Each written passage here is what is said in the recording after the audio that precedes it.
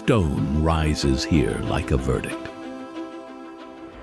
Glaciers carved this country before history had a name for it, cutting valleys, dragging lakes into being, leaving scars that still shine as if the ice never truly left. This is Canada. Not one landscape, but a continent's worth of arguments between water and rock, fire and forest, cold and survival.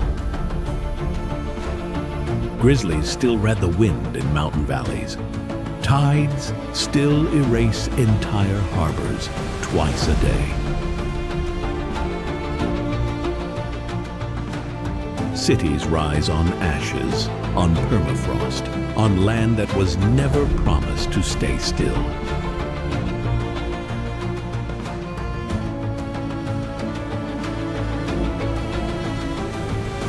From the first Norse footprint on a windswept shore, to glass towers leaning against glaciers, to a river freezing into the world's longest skating rink, this is a country still being written by the forces that built it.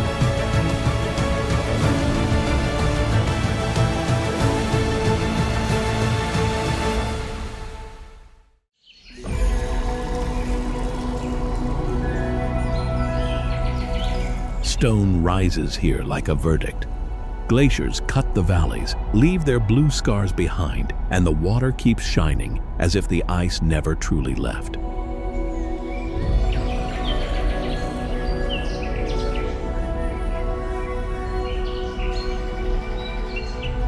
Banff National Park entered Canada's story in 1885, the first national park in the country, the flagship of a system that would turn wilderness into national myth.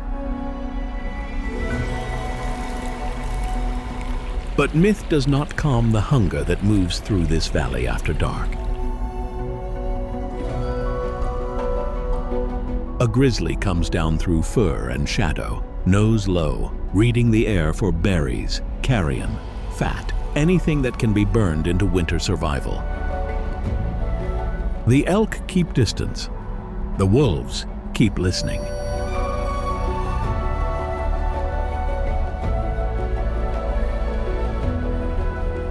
Even the roads admit the old order here, where human passage had to learn to negotiate with migration, season, and teeth. Banff belongs to the Canadian Rocky Mountain Park's World Heritage Landscape, a place where mountains, lakes, and high corridors were shaped by ice and then entered human imagination as permanence. Yet permanence is the lie. Snowfields thin, slope cracks widen. The postcard always leaves out the cold arithmetic of altitude, avalanche, and appetite.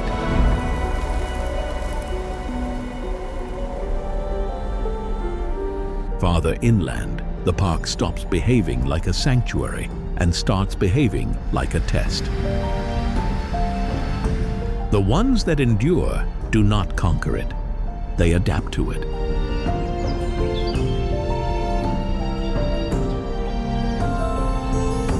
At dusk, the peaks go black one by one, and the last light stays trapped in the glacier-fed lakes like a warning. Cold climbs faster than dawn.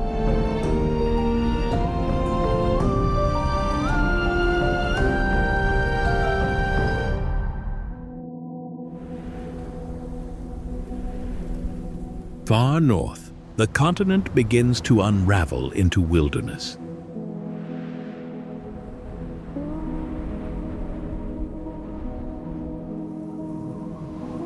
Mountains rise from valleys carved by ancient ice. Rivers cut through forests that seem without end.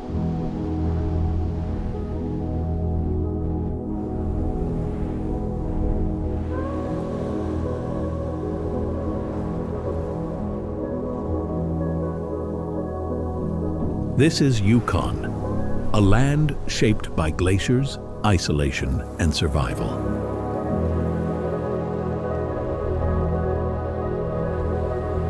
Winter can hold the landscape for months. Temperatures plunge.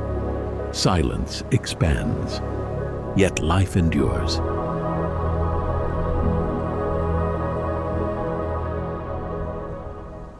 Among the mountains, Dall sheep navigate cliffs where a single mistake can mean death.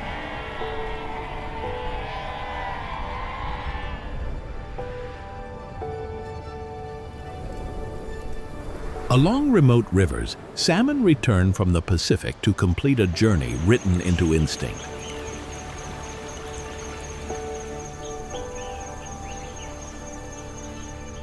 The same wilderness once drew thousands during the Klondike Gold Rush.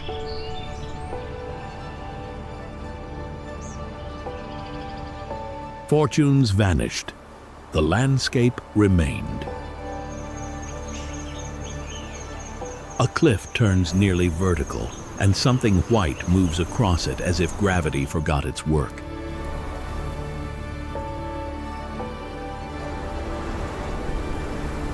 Mountain goat belongs to the high ledges and broken faces of the north, where stone offers safety only to the creatures built to insult the void.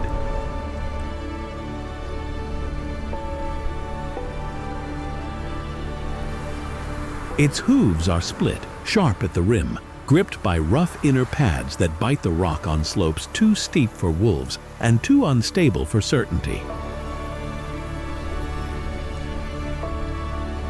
The coat thickens for a winter that can skin a valley clean.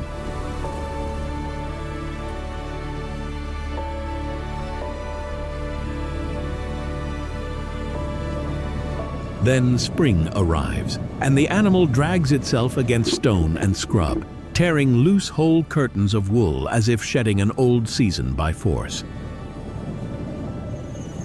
A nanny chooses ledges for birth, not beauty. A kid stands almost immediately because hesitation here means falling.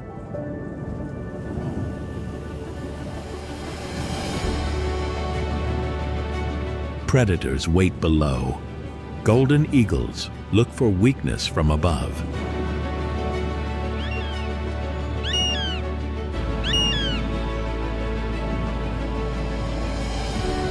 Bears patrol the lower slopes when hunger pushes them high enough. So the herd lives in fragments of impossible terrain, moving not with speed, but with judgment. The Yukon government frames this land through wildlife stewardship and indigenous territories spread across the whole region, and that matters.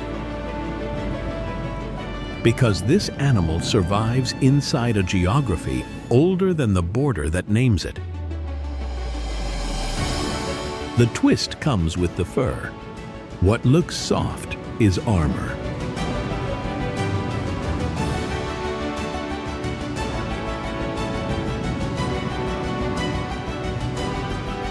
What looks serene is mathematics, each step a decision between life and the long fall.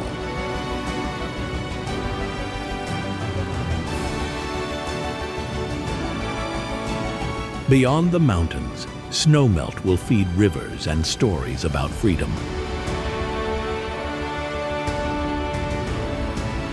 Up here, freedom is smaller.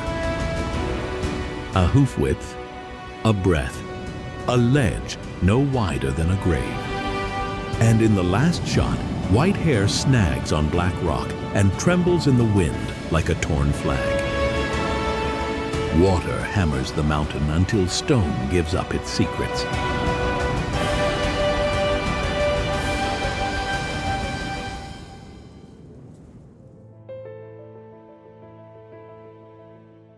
The river cuts, the glacier feeds, the waterfall drops, and the mountain answers with fossils older than fear.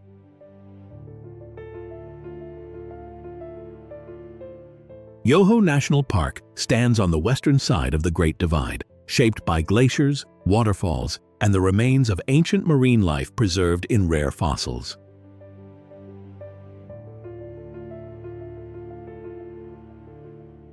More than 508 million years stare out from the Burgess Shale, where soft-bodied creatures survived not by strength, but by being buried fast enough to escape disappearance.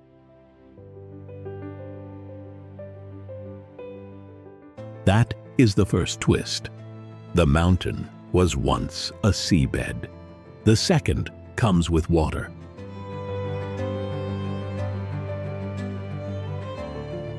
What lifts and dazzles here also destroys, because the same force that throws falls from the cliffs keeps cutting bridges, ravines, and escape routes through rock.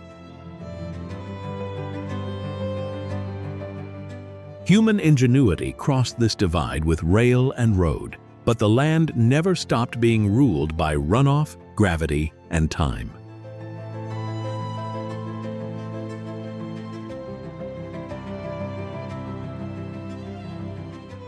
Where the spray drifts cold across the valley, the present stands inside the ruins of vanished oceans.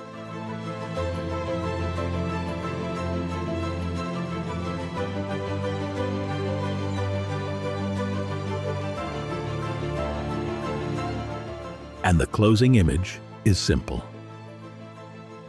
A wall of shale splits open in the narrator's light, and dead animals from 500 million years ago look suddenly, disturbingly awake.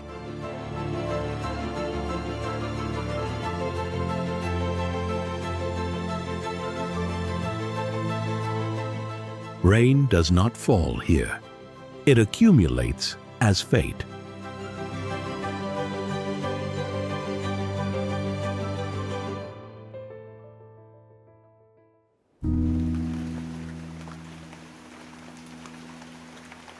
Rain falls for most of the year.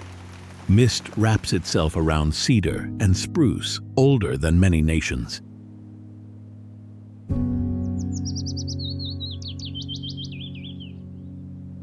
This is the Great Bear Rainforest. Mist hangs in the cedars until forest and weather become the same thing.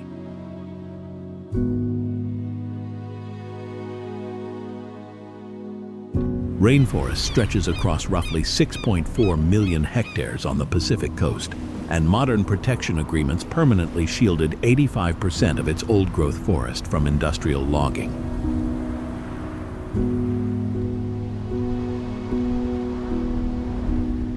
One of the largest temperate rainforests remaining on Earth.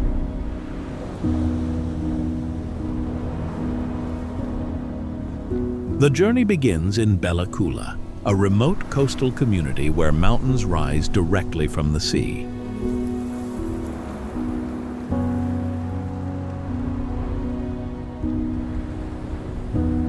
Beyond the valley, the coast mountains stretch for 1,600 kilometers along British Columbia's edge.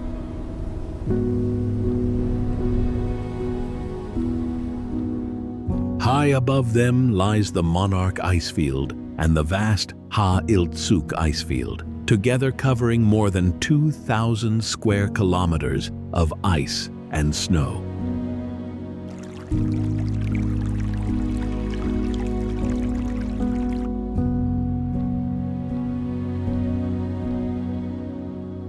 From these frozen heights, rivers descend toward the Pacific.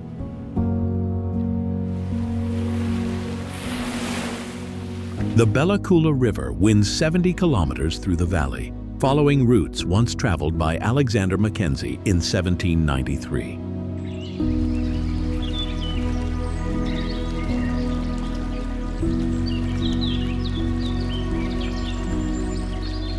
Westward, deep fjords cut into the coastline before giving way to a labyrinth of islands. Among more than 40,000 islands along British Columbia's coast, Princess Royal Island remains one of the most isolated.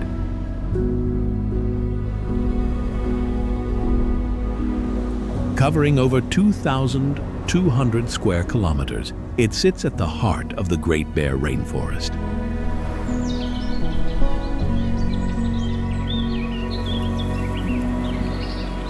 In Great Bear Rainforest, ancient trees can grow for 1,500 years.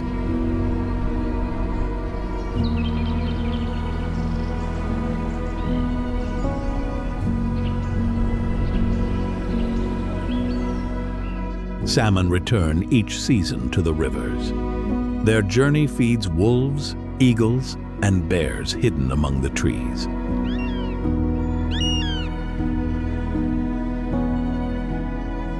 Among them lives a rarity, the spirit bear.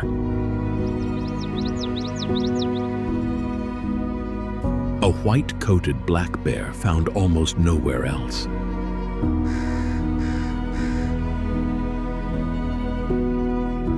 Scientists estimate that perhaps only 1 in 10 bears carries this remarkable trait.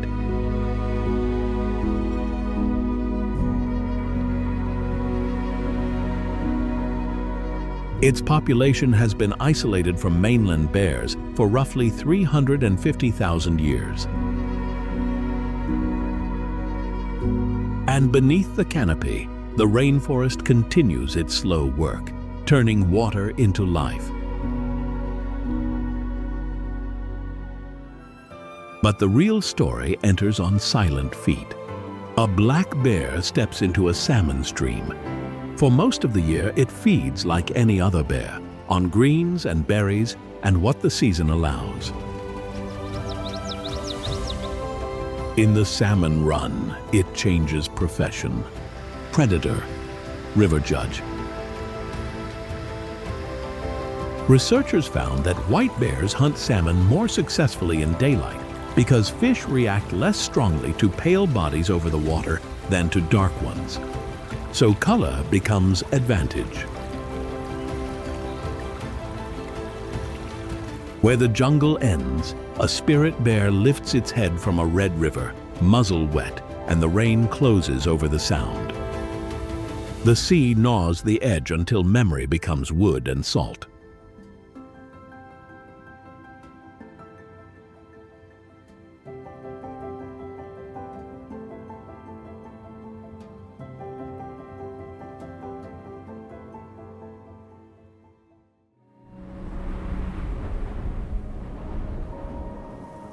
On these islands, the forest leans toward the Pacific as if listening for names older than maps.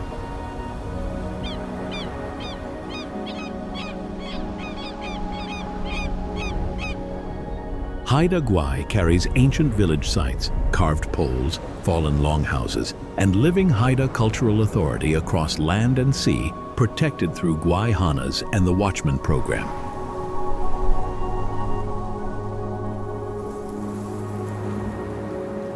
At Haida Gwaii, mortuary and memorial poles stand in weather like witnesses rather than ruins, holding the art, life, and oral tradition of the Haida in cedar that refuses total silence.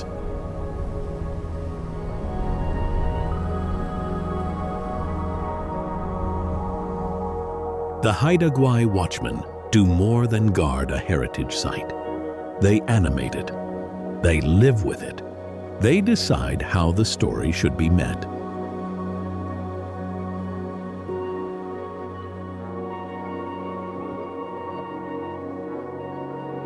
Bears still scavenge salmon on beaches here.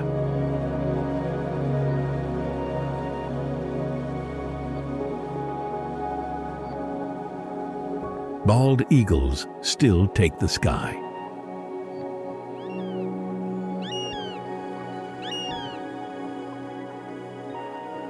Whales and sea lions still rise from waters that can turn friendly light into danger by afternoon.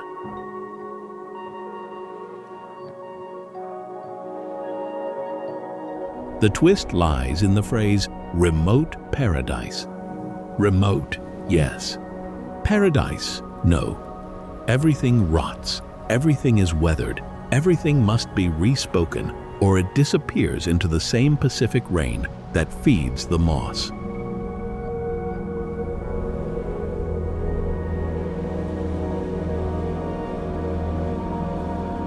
Then the camera holds on a leaning cedar pole at the tide line, half shadow, half surf, while the ocean keeps trying to erase what the people keep returning to remember.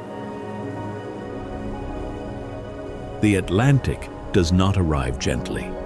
It attacks the land twice a day.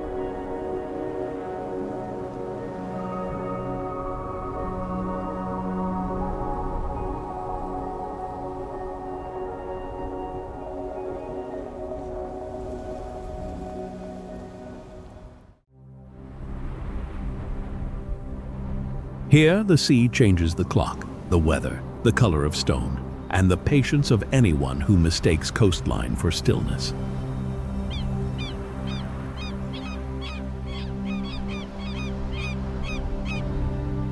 Nova Scotia lives under the pressure of Atlantic storms and Fundy tides, and in the Minas Basin, those tides average about 38 feet, among the most extreme ranges on Earth.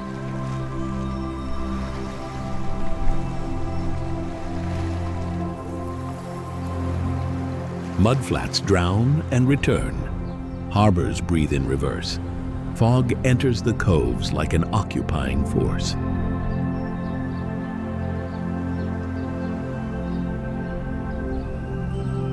This province learned early that survival meant reading wind before horizon and tide before prayer.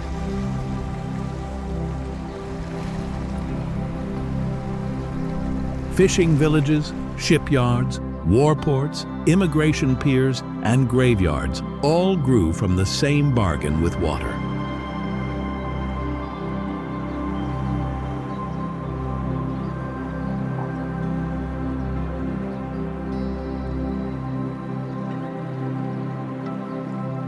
Lunenburg would later be laid out in a British grid for Atlantic fishery and empire.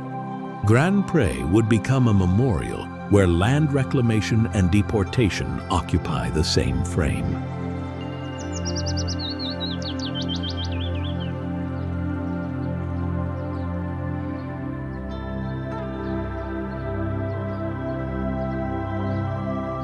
Farther north, Vikings would reach the edge of North America at Meadows. So Nova Scotia never belonged to one story.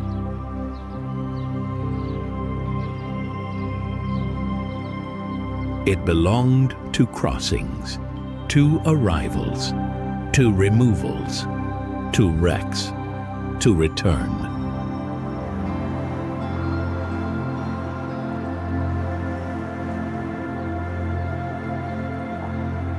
Even now, the province is cut by an old argument between land and water keeps winning in slow motion.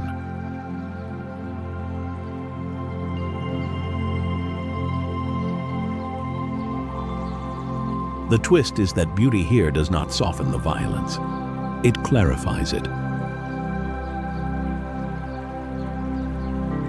Red cliffs, iron surf, black pines, white foam.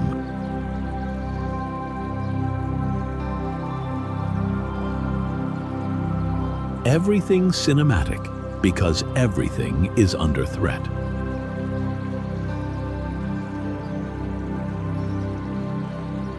The coast changes again with every tide. Nothing stays framed for long enough to trust.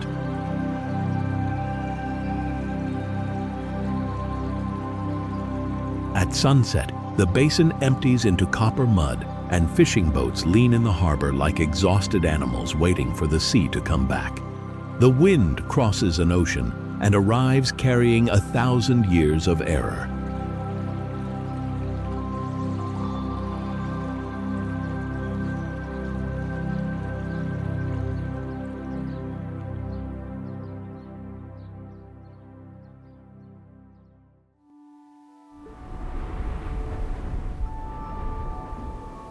Turf walls rise low against the northern light, and suddenly the continent stops pretending it began with later empires.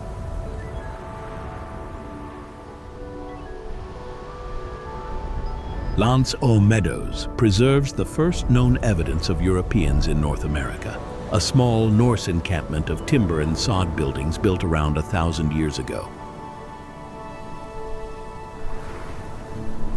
The settlement was not a conquest city. It was a test camp on the edge of a harder world. Iron was worked here. Boats were repaired here.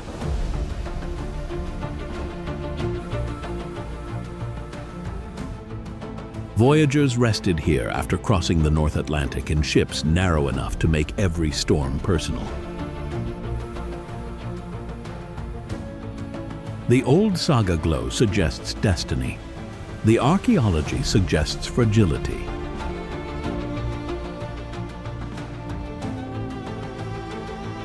A few buildings, a foothold, a season, maybe more. Then withdrawal. That is the twist.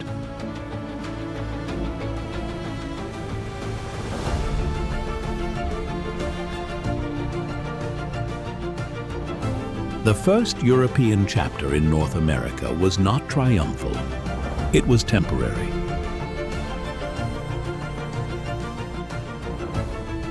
History arrived, looked into the cold, and hesitated.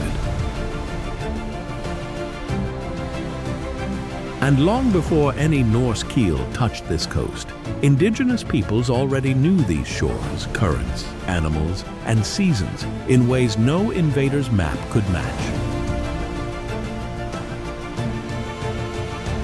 The land remembers both facts at once.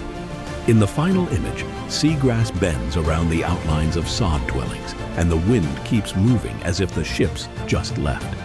A river goes over the edge and refuses to stop being a weapon.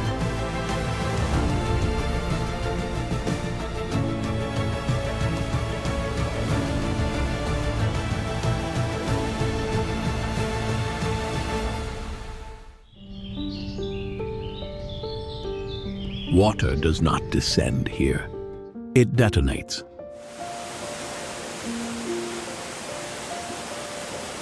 Niagara Falls is more than spectacle, because the same force that tears white over the brink also drove one of the great power stories of the industrial age through tunnels, stations, and turbines cut deep beneath the river.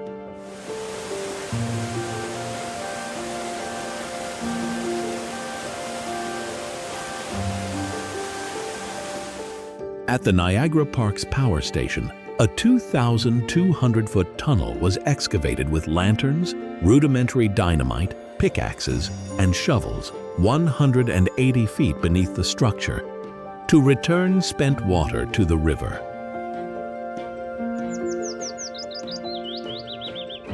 That is engineering staring directly into a natural verdict. The twist comes from scale. The falls look permanent. They are not. Water keeps cutting the escarpment back through time, reshaping the edge even while humans turn the rush into light.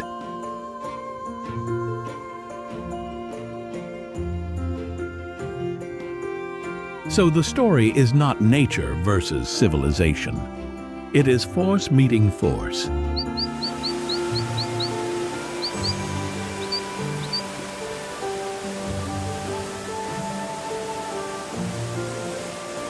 Mist against concrete, gravity against grid.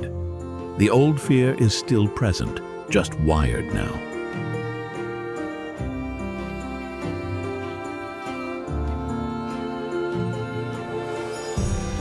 At night, illumination makes the curtain of water glow with impossible color, but the sound underneath remains ancient, blunt, and merciless.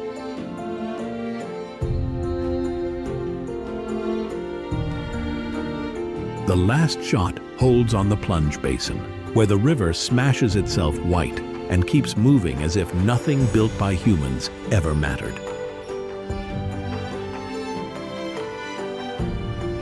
Heat gathers in a valley and turns fruit into geology.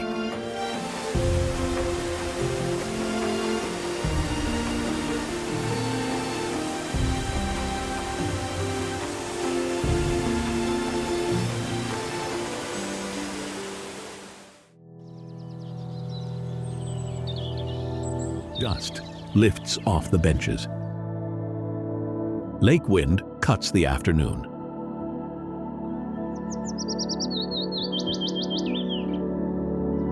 The vines keep working.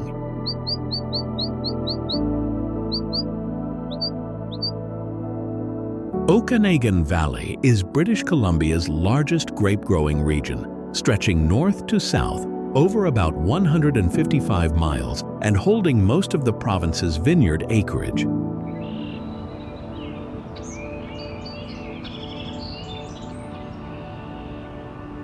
Hot days can push toward 104 degrees Fahrenheit, then cool nights and lakeshore breezes pull the sugar back into balance.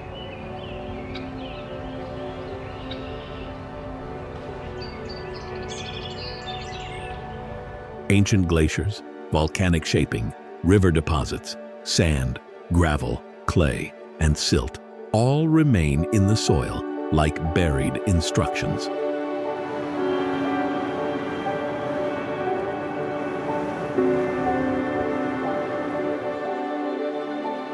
So the valley makes wine the way a scar records impact.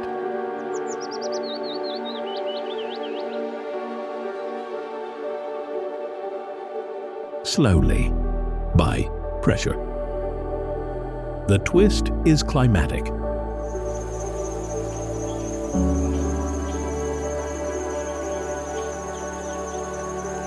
Is Canada, but further south, the land edges toward desert conditions, and the grapes respond with bold reds instead of northern restraint.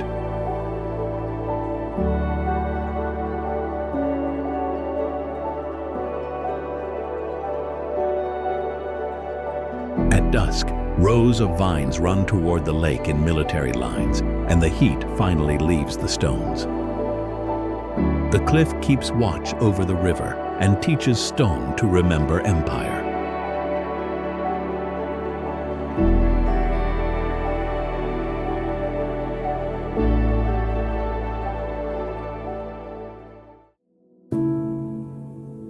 A fortress city rises where the continent narrows its throat. Quebec City preserves ramparts, bastions, gates, upper town above Cap Diamond, and the old lower town by the harbor, making it the most complete fortified colonial city north of Mexico.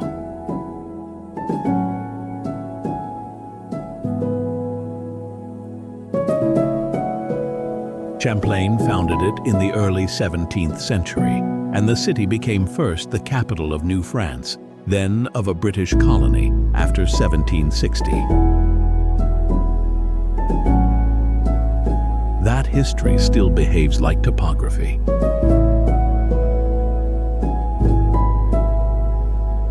Above, authority. Below, trade.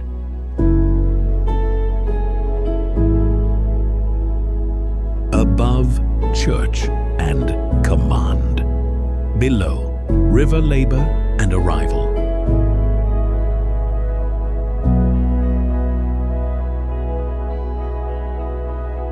The twist is that the walls did not merely defend a settlement.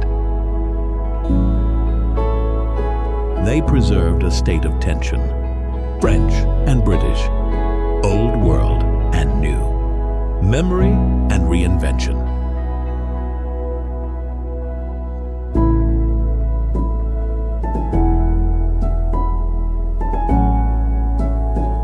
Few North American cities wear their strategic purpose so openly. Fewer still let the stone speak with such confidence.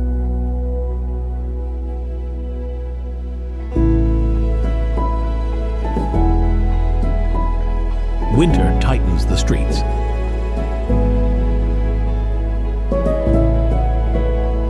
Summer loosens them into music and footfall. But the city never entirely relaxes because the cliff itself keeps the posture of alertness. The current below once decided trade, war, and survival. It still gives old Quebec its final authority. When night comes, lights climb the escarpment from the lower quarter to the walls above, and the whole city looks like a ship built out of fire and limestone. Winter seizes a canal, and civilization starts moving on ice.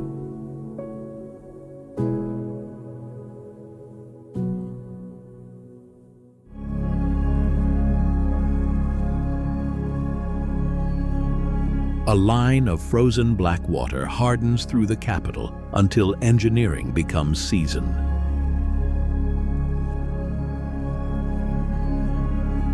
Rideau Canal is both a UNESCO World Heritage Site and, in winter, the world's largest skating rink, stretching about 4.8 miles through Ottawa.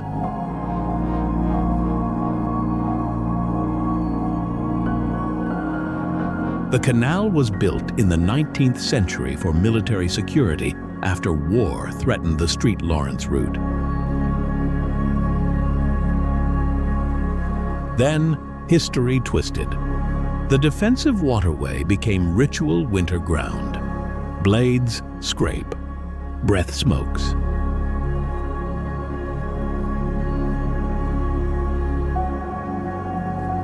Morning crews test thickness and flood the surface through the dark so the city can glide by daylight.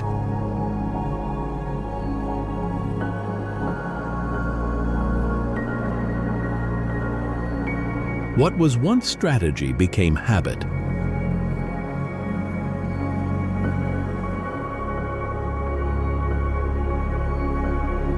The real force here is cold, not architecture.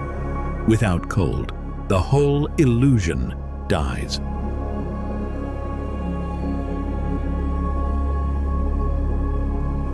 So, the canal remains one of those rare places where climate still gets final editorial control over a capital city. The Atlantic straightens a town into order, then spends centuries trying to break it.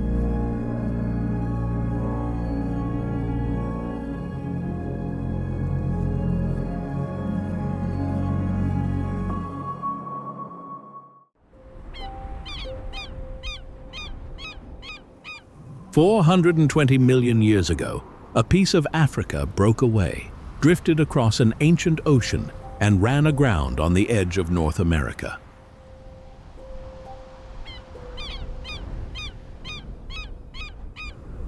They call it Fogo Island, a fragment of land that was never supposed to belong here.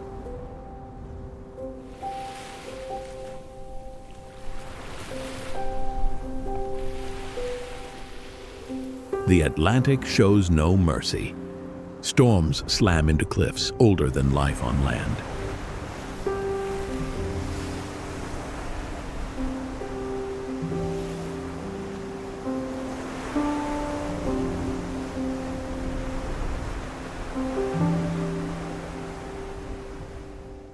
Icebergs drift down from Greenland like lost towers, silent and enormous.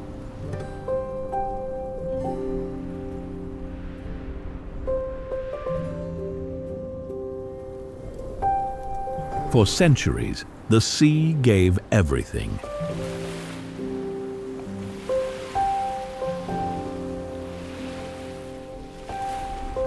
The waters around Fogo became part of one of the richest cod fisheries on Earth.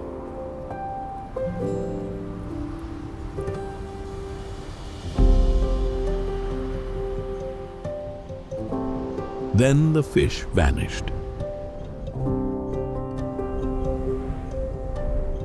In the 1990s, the fishery collapsed. Jobs disappeared. Families left. The population was cut nearly in half.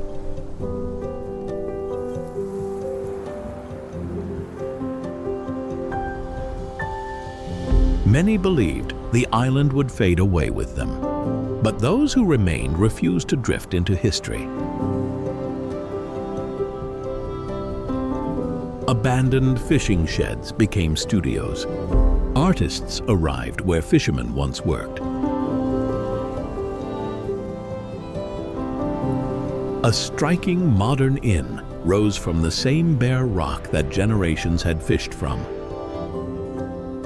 The ocean still shapes every horizon. The wind still tests every building.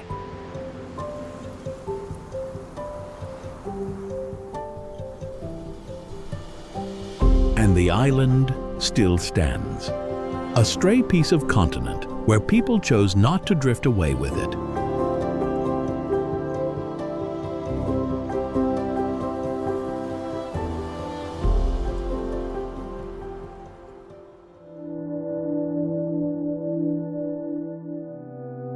Flood season stains the riverbanks. Winter nails shut the air, and politics continues anyway.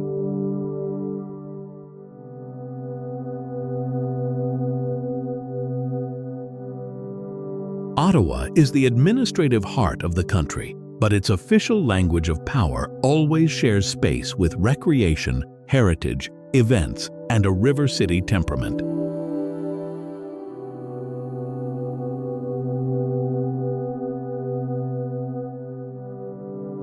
The National Capital Commission describes the region as the center of democracy and a symbol of collective history, heritage, culture, and natural features.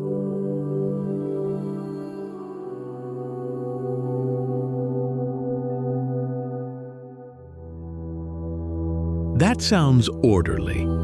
The landscape is not.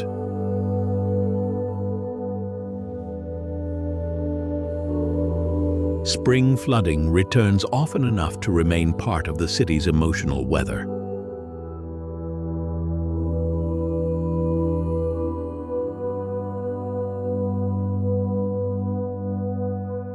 Winter turns the canal into ritual movement.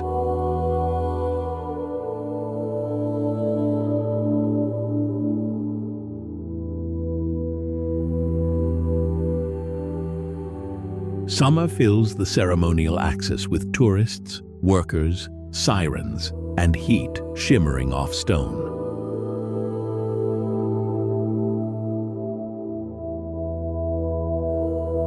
The twist is that the capital never fully escapes the elemental. It is still a northern river city, wearing constitutional clothing.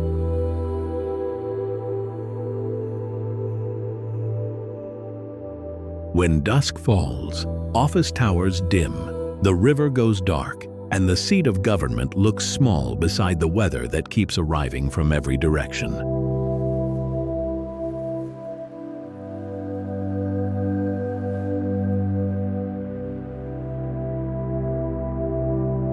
And every road that leaves the capital eventually runs toward the edge of the continent.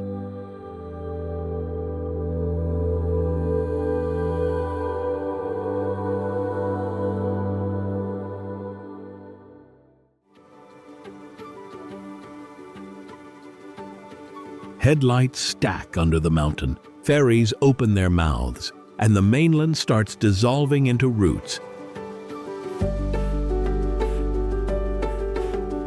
Horseshoe Bay functions as one of the coast's critical hinges, linking West Vancouver by ferry to Departure Bay in Nanaimo, to Langdale on the Sunshine Coast, and to Bowen Island.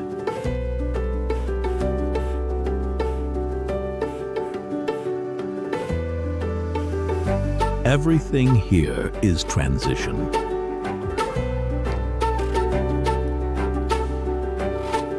Cars become cargo. Commuters become passengers. A road trip becomes a marine crossing. The twist is that the terminal feels controlled only until weather arrives. Then the whole place reveals its dependence on tide, schedule, fog, rock, and engineering.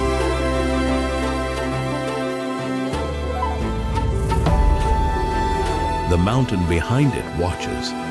The inlet swallows departures. And a ferry eases out into gray water, while the line of waiting vehicles keeps glowing in the rain. Rain enters first. Glass follows.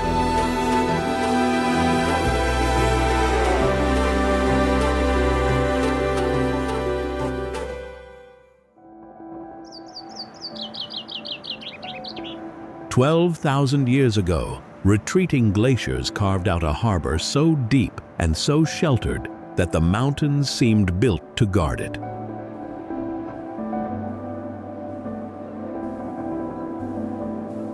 Long before any city existed, the Musqueam, Squamish, and Tsleil-Waututh peoples fished these waters, naming the inlet the place where two bodies meet, ocean and land, locked in permanent negotiation.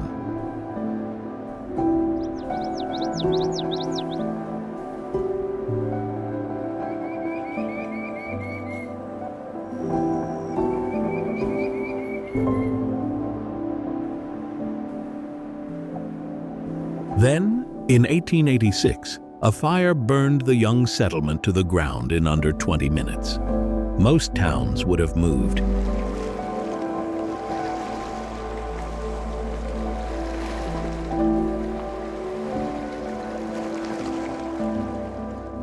Vancouver rebuilt on the same ashes, this time in brick and stone, as if daring the land to try again.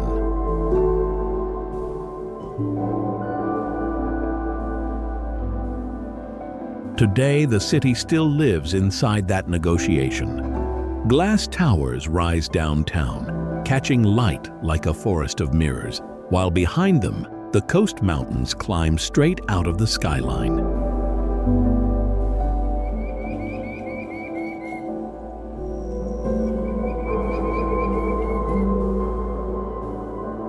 Snow is visible from office windows in a city where people surf and ski on the same afternoon.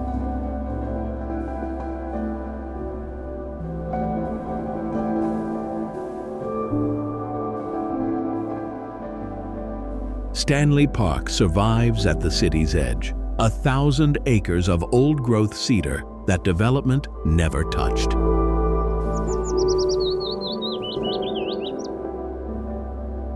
Inside, totem poles carved by Indigenous artists still face the water, a quiet insistence that this land remembers who was here first.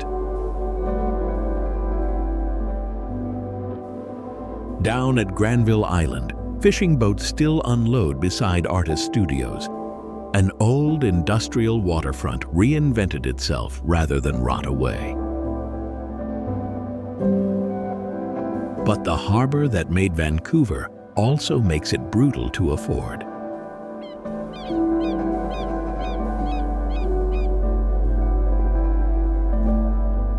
$1 million views now come with rents few locals can carry.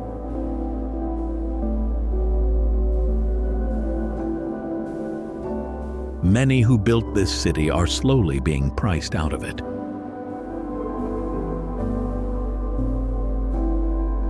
Still, almost no one leaves by choice. They stay for the mountains framing every street, for the water that never sits still, and for a skyline that grew out of ash, glaciers, and a stubborn refusal to disappear.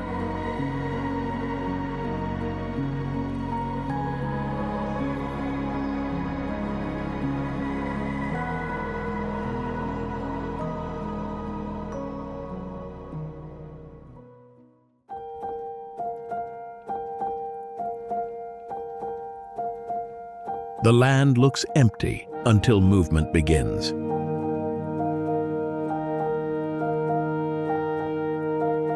Wood Buffalo National Park protects the largest national park in Canada, the largest herds of wood bison in the world, vital whooping crane habitat, the Peace Athabasca Delta, and the world's largest dark sky preserve.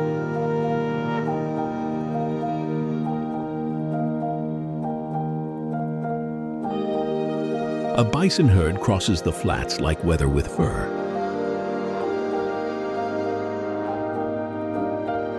Calves stay close.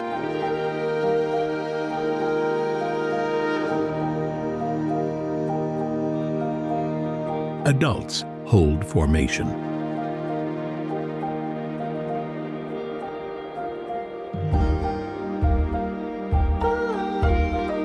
Wolves read the edges for weakness. Far above the marsh, whooping cranes return to the only natural nesting habitat left to their species, lifting one of conservation's most fragile victories through a sky that still feels prehistoric.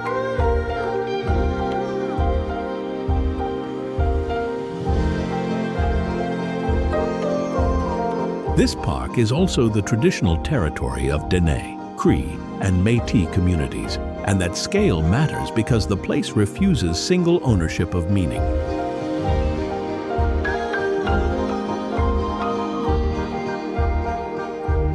The twist is that immensity does not guarantee safety. Wildfire, hydrology, invasive pressures, and the vulnerability of migratory species still keep the system exposed.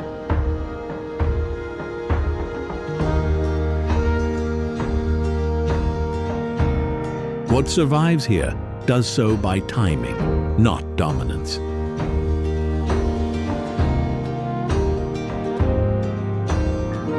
In the dark, stars pour over the delta, and a bison silhouette holds still against the Milky Way like a remnant from another age.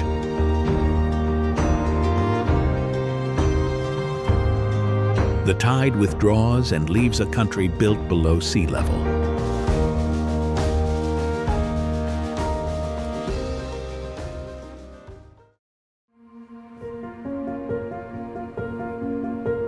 Mud becomes field only because memory learned to build gates against the sea. Landscape of Grand-Pré preserves a cultural landscape of dikes and aboiteaux, wooden sluice systems, begun by Acadians in the 17th century and maintained by later inhabitants across more than 1,300 hectares.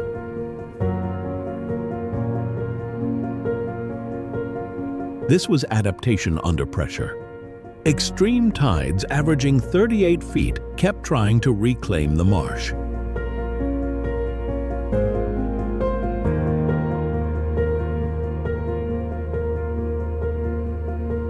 People answered with engineering made of wood, labor, and repetition. Then the story broke. Grand-Pré also stands as a memorial to Acadian life and to deportation beginning in 1755, the Grand Dérangement.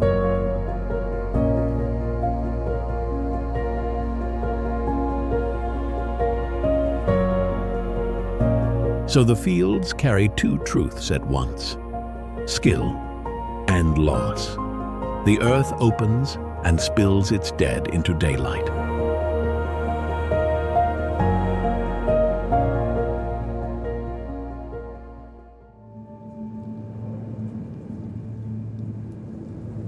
Badlands erode by inches, then by storms, and every collapse can expose an animal that vanished before the human idea of Canada even existed.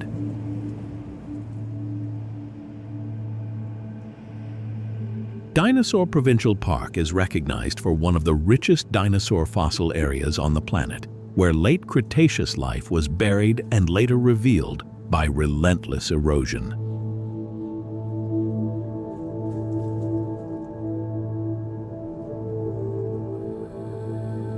This is not a graveyard in the quiet sense. It is a working system. Rain loosens clay. Wind strips layers. Heat cracks the surface. Bones emerge, then disappear again if the land is left unattended.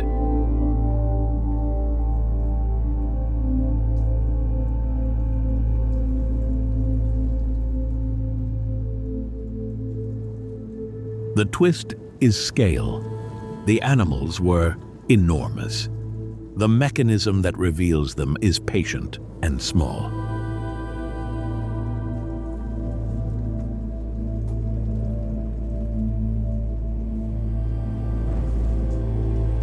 A season of runoff can rewrite a hillside more effectively than a century of curiosity.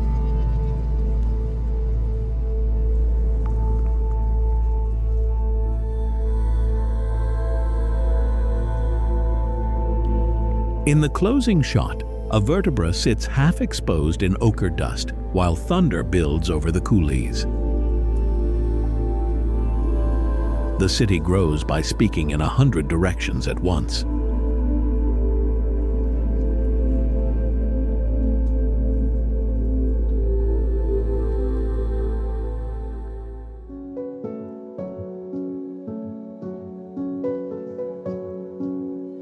Glass, rail, concrete, lake wind, and construction noise make a kind of weather of their own.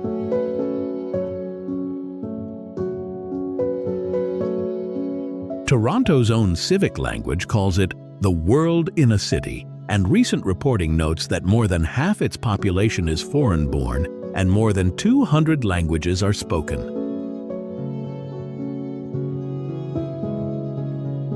That scale of diversity changes the pulse of the streets. One block speaks in finance, the next in spice, worship, protest, comedy, traffic, basketball, and late-night delivery engines.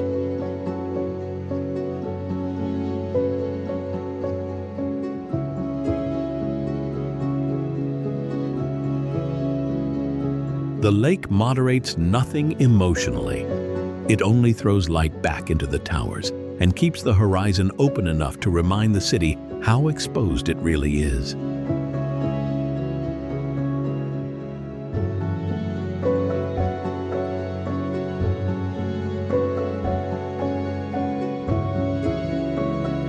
The twist is that Toronto can look smooth from above while feeling unfinished at ground level, always rebuilding, always negotiating who gets seen and who gets displaced by the next version of itself.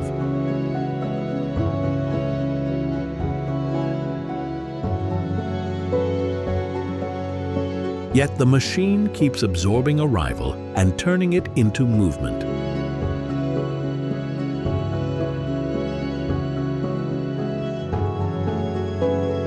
The final frame watches streetcars spark through blue twilight, while the lake behind the skyline goes flat as sheet metal.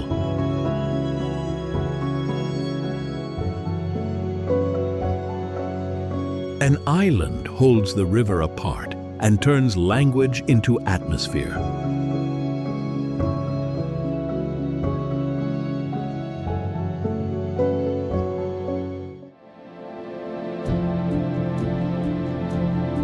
Stone churches, steel bridges, murals, market noise, and festival light keep colliding until the whole city feels like weather made from culture.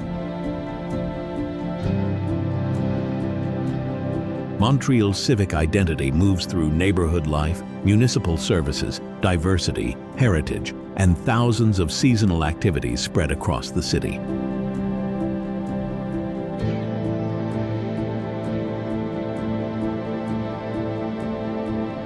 That abundance matters because this place never speaks in one register.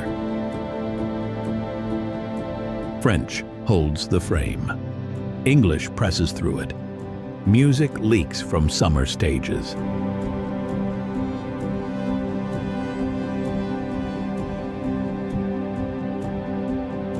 History settles into masonry, then gets tagged, remixed, laughed at, and sung over.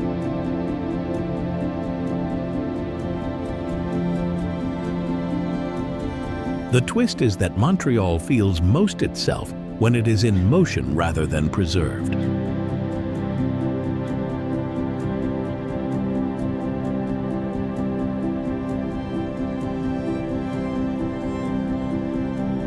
Not museum stillness, collision, argument, seduction. The whole documentary has followed a country shaped by forces that cut, flood, freeze, burn, erode, and remember.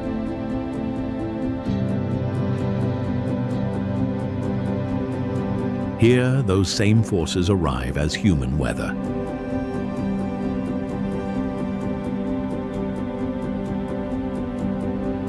Language against language, season against season, old stone against new light. Night falls over the street lawns. Street lamps ignite one by one, and the final image is a wet Montreal street reflecting neon, headlights, and summer rain.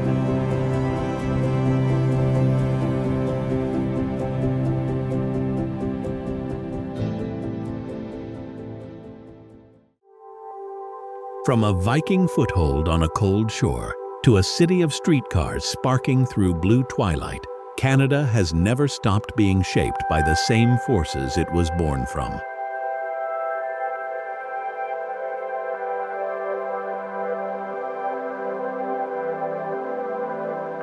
Ice that carves, water that erodes, fire that clears, cold that decides who stays and who leaves. Every place in this country carries the same quiet agreement. Beauty here is never free.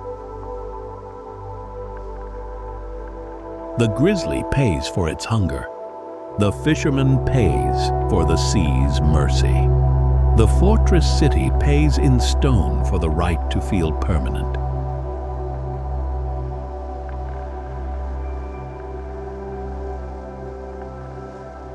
And yet, across 40,000 islands, frozen capitals, fortified cliffs, and burning prairies, people keep choosing to stay.